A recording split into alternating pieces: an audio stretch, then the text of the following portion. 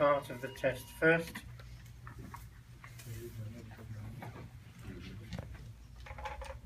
Same as the other part of the maneuveral test.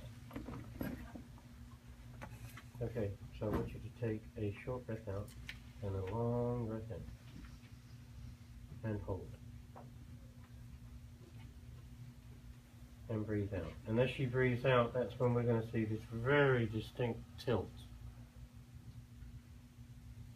And it tilts away from the side of the subluxation. Because the spasm in the scalenes won't let that side drop. Eventually it will, of course, but it'll take a few minutes. From there we look at the back. So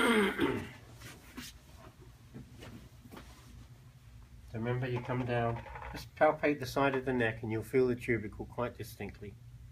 From there, ½ inch down and out.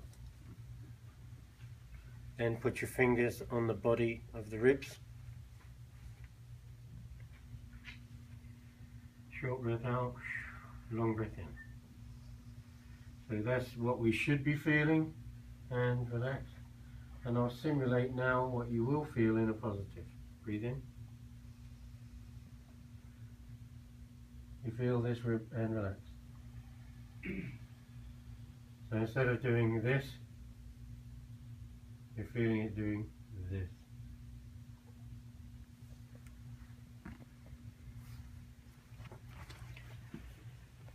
Okay, when you're back for me.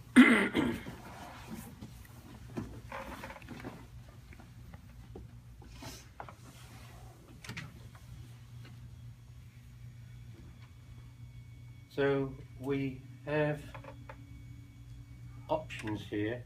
We could manipulate using craniovertebral locking. Is that a new term? No? Everybody understand that term? Craniovertebral locking? In which case, for example, if I was doing the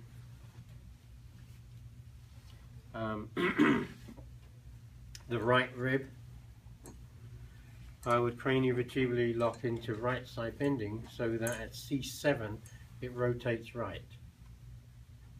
Holding C7 into right rotation with the craniovertebral lock would then fix T1 from rotating left, because when I push, I'm going to be pushing on the rib down and forwards, which will tend to rotate T1 to the left. So we've got to block that.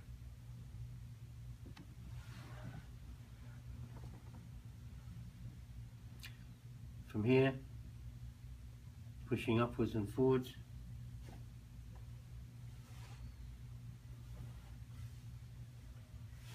The trouble with that is, as I said, if it's been there any reasonable time, then they'll have an unstable lower cervical spine, so you can't lock through it.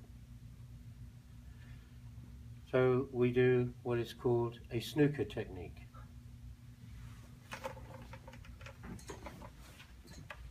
Did you hear that candidate make that comment? What is this? What is a snooker technique anyway? And I said, you can do it, but you don't know what it is. But she was funny. She said, I don't know, it's got something to do with billiard balls. So, lift up for me. So I called it that because I didn't know, I thought it was quite a reasonable term.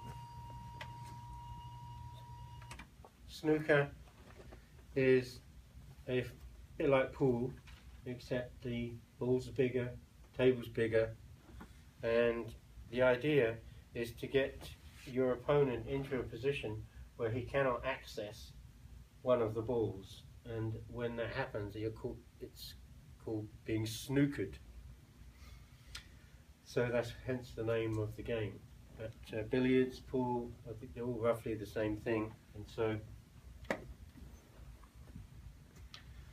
could have called it the pool technique, but that's not quite as glamorous, is it?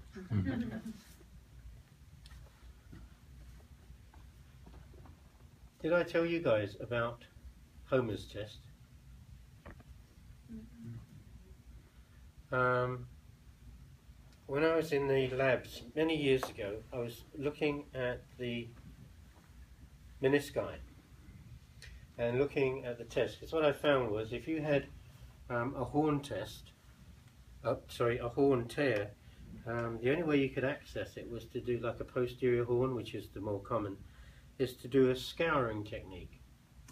So I was interested to look at that in a cadaver, and sure enough, in the cadaver, when you did the scour, the condyles of the femur ran right across the horn ligaments. And the reason this is important is because the horn ligaments are very sensitive, and it's where the vascular supply comes through for the coronary ligaments. And that's what the horn ligaments are. So I demonstrated that on a course, and that's still a part of the level 2 in the knee joint. Anyway, one of these physios from Seattle, phoned me up. He said, "Do you mind if I do a PhD on that posterior horn test? Only I've got a couple of surgeons that I'm going to work with." I said, "That would be great." So he's just published it and proven that it works. It's sensitive and it's predictable.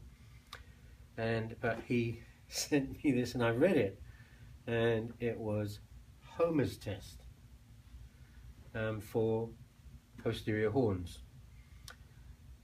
So I sent him an email back and said, "I really do apologize. I didn't steal this test off whoever this author is. And if I'd realized that there was a test for this, then I would have mentioned it and referenced it." So he sent me an email back going, "I don't know how to say this, Earl, but it is your test. The only reason it's called Homer's test is that my surname is Simpson, and I thought it would be fun to have a Homer Simpson test."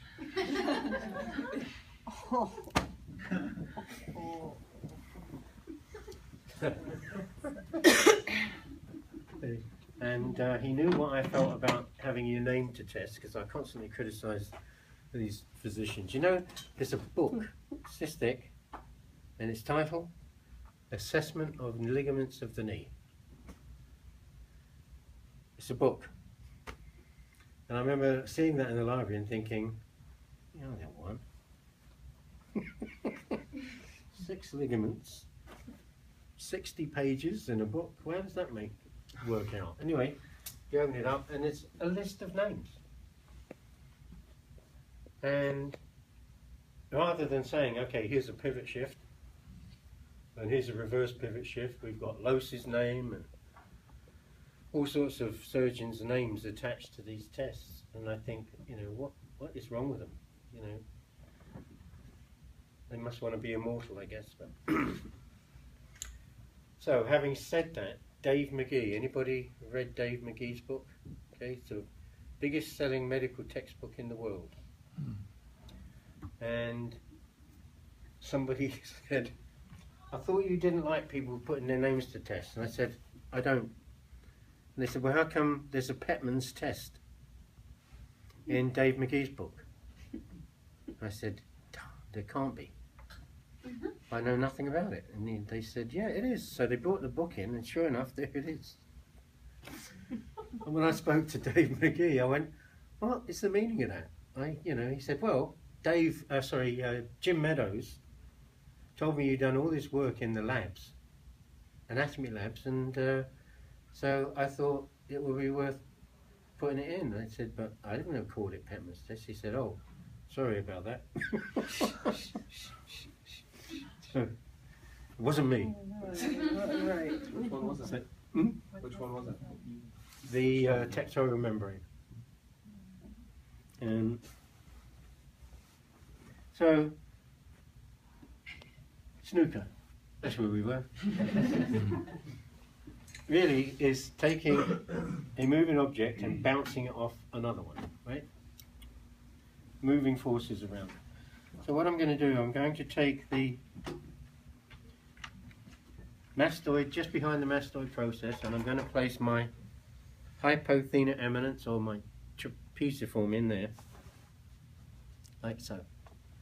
And then I'm going to make sure that this part of my finger is on the tubercle of the first rib.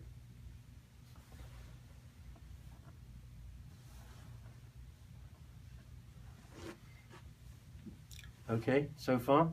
Now I'm going to bring her over towards neutral. So her neck is in a very neutral position, and then the force is two forces. One is coming straight up from my hand, but to assist that, I'm going to use her head like this to push over.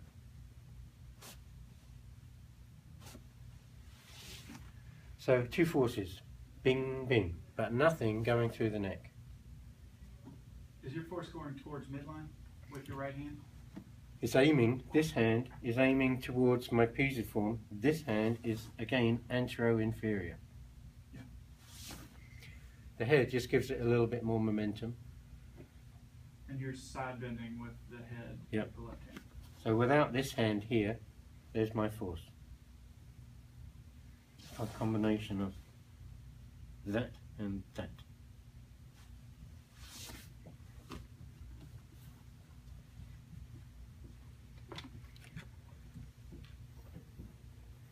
So the only thing left, it may be some residual tightness in the scalenes. And in this instance, if there is, what you're going to find is the anterior manubrial test will be positive still, but the posterior rib motion test won't be. So that tips you off that the scalenes are still tight.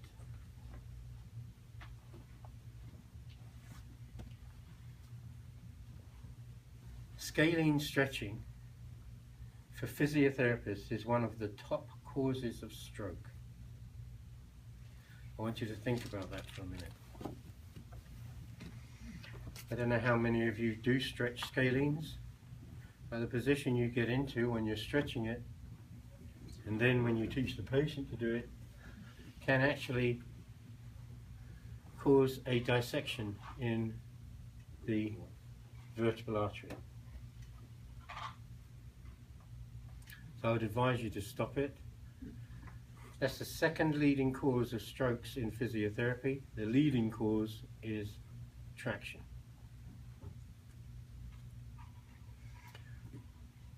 The one that has never been shown to cause a stroke is manipulation. So it kind of makes you wonder what all the hype is about. Our most inexperienced and newest therapists utilize the most dangerous technique. Interesting.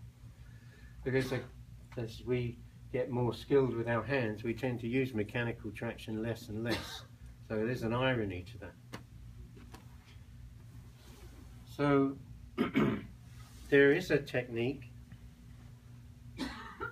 that stretches it quite safely by keeping the head in a neutral position. So I'm going to take the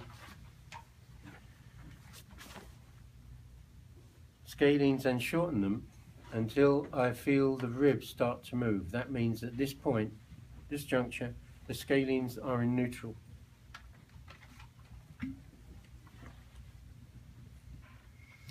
And what I'm then going to do is just take her head into, sorry, her neck into extension, left side bending, right rotation, gradually stretching it out.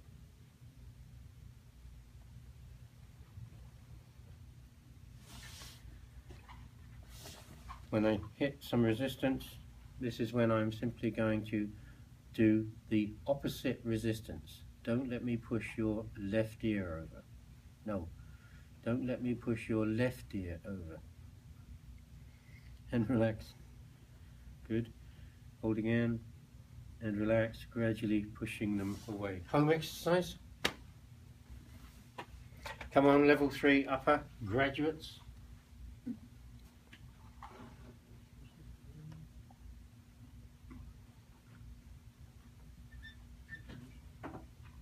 What's a good way of fixing the first rib?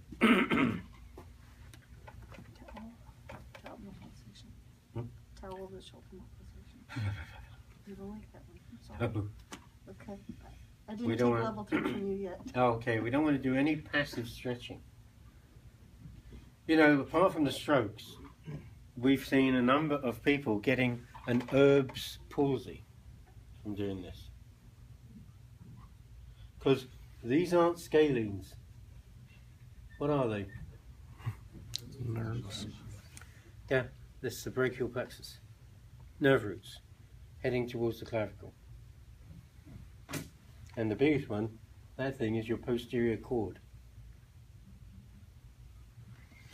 So, no more passive stretching, please, because it can do nothing but harm. You definitely can't stretch the scalenes, because to put a stretch on the scalenes with this technique, you would have to rupture one of the nerve roots.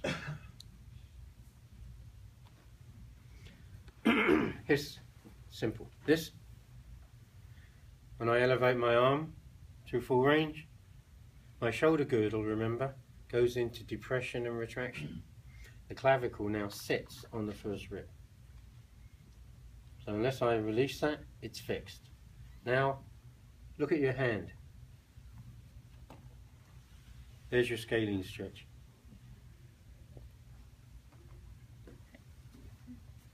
Doing exactly the same as I'm doing here. Look up at your hand.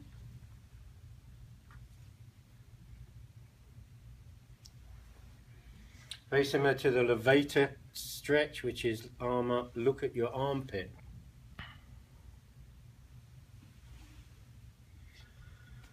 That would stretch. So those are 2 home exercises for the muscles that we frequently stretch out. But we have to learn to do the scalenes safely, otherwise we're going to run into problems. Okay? Can you describe one more time what you were doing with your right finger?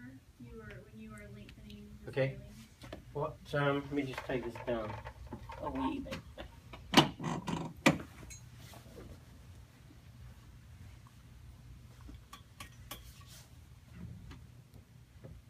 Need to start them in the short position. So what I'm doing, I'm shortening them with flexion, ipsilateral side bending, contralateral rotation. That shortens the muscle, and I'll know when it's short, maximally short, when the rib starts to move down into expiration. The beauty of this too, because your thumb is fairly close to the sternoclavicular joint, you just got to make sure you're not pressing on the subclavian artery, is that you're going to be compressing towards the origin of scalenus anterior. So from here we very slowly start to stretch it, start to feel the resistance in the muscle. So now we're going to do reciprocal inhibition. Hold, don't let me push your head to the right. And let go. And eventually we'll be in a fully stretched position. But notice the position of our head is still in neutral.